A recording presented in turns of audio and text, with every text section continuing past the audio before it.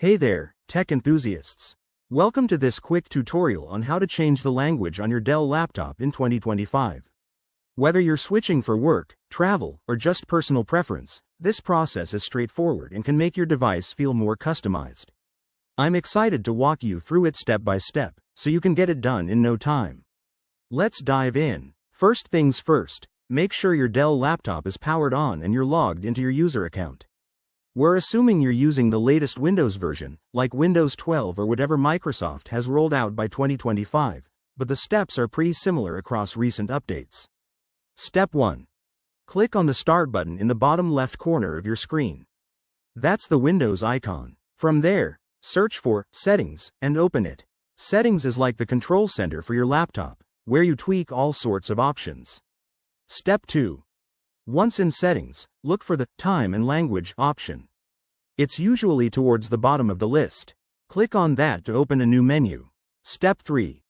In the Time and Language section, select Language from the sidebar or the main options. Here, you'll see your current display language listed. Step 4. To add a new language, click on Add a Language or something similar. Microsoft might have tweaked the wording by 2025, but it's intuitive. Search for the language you want, like Spanish or French, and select it. Then, hit Next, and follow the prompts to download the language pack if it's not already installed. This might take a minute, depending on your internet speed. Step 5. After adding the language, go back to the language settings and find the option to set it as your default. Click on that, and you may need to sign out and sign back in for the changes to take effect. Some laptops require a full restart, so don't skip that. If you run into any issues, like the language not appearing, double-check your region settings or ensure your Windows is up to date.